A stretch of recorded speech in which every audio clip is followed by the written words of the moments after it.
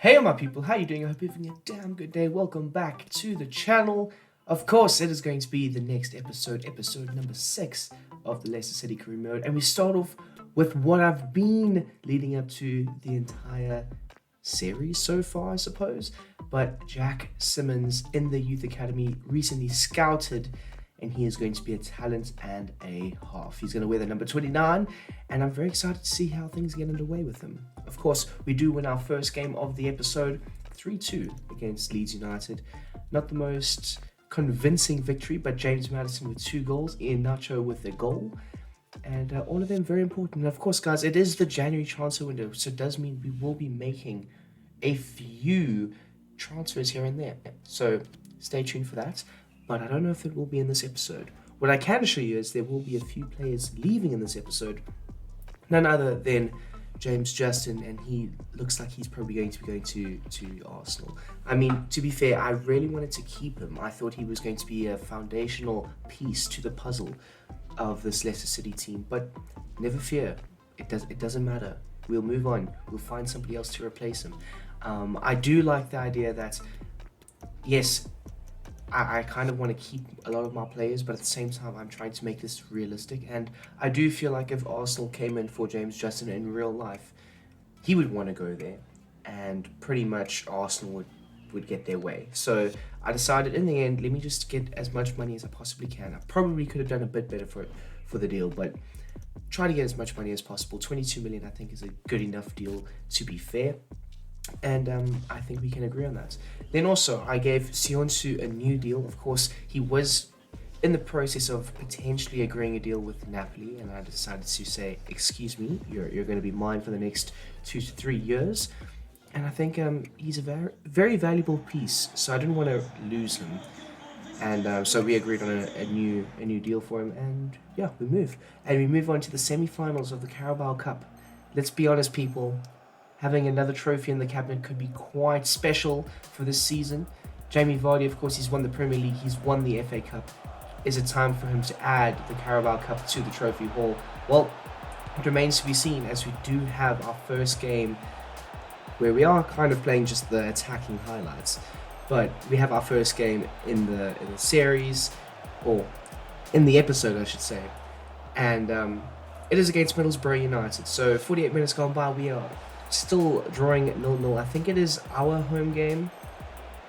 And yeah, I must say, Middlesbrough put up a great fight, but in the end it just wasn't enough, as Jamie Vardy does get on the score sheet to make it 1-0 to the good and have half a foot in the door, or actually a quarter of a foot in the door of the Carabao Cup final at least.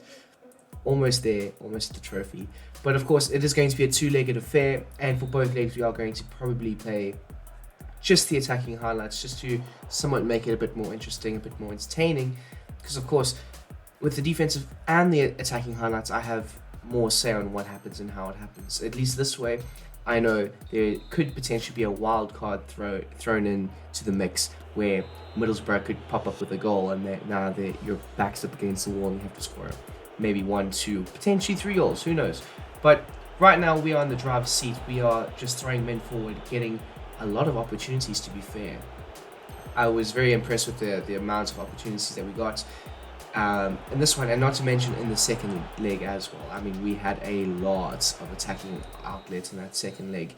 So stay tuned for that one, of course, guys. If you would like to, smash that like button down below. It does mean a lot to me. It shows YouTube I am doing a decent job. And if you are new to the channel, please smash the like button. That'd be really, really great. Zach Steffen on the day, though, not able to keep out the ultimate fox in Jamie Vardy.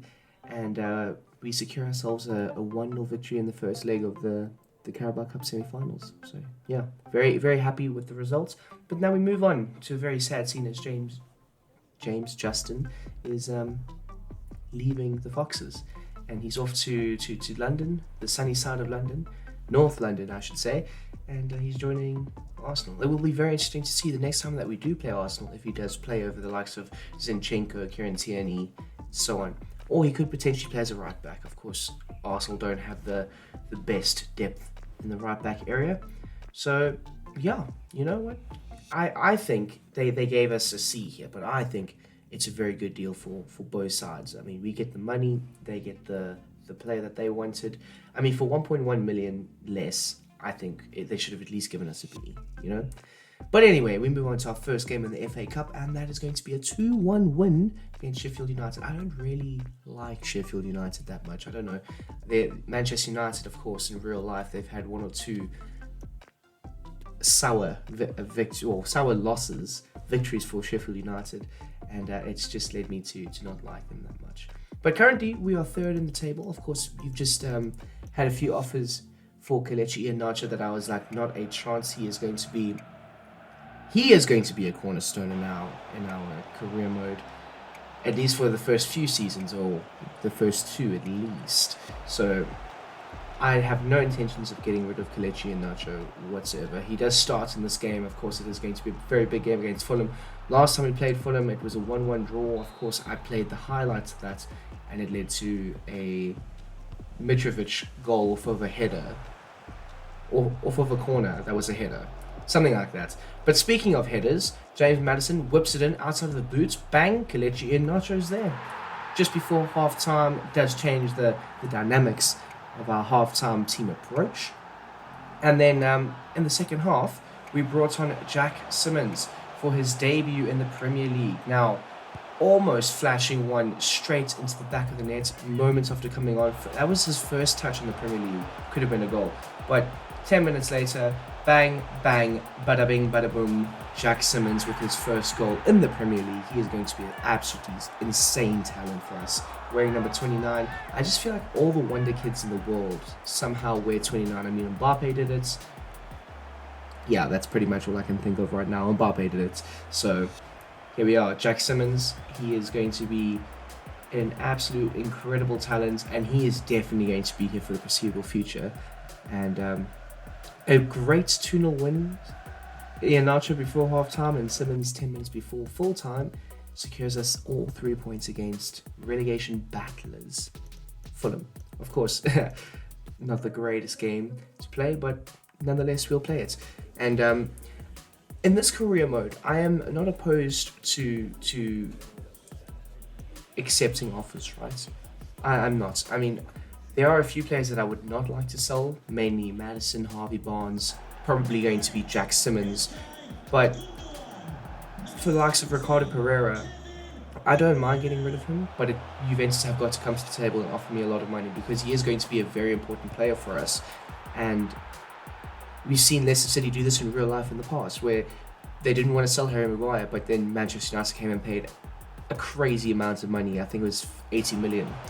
They didn't want to sell Ben Chilwell. Chelsea came and paid a crazy amount of money and 50 million for Ben Chilwell. So either way, if I can get 75 million for a player like Ricardo Pereira, then fair play. He can go to Juventus and we can take the money and reinvest it into the squad. So that's just how I view it. Let me know down below if you want to see a different approach, but I think it's pretty much set in stone, more or less, how we're going to handle our business.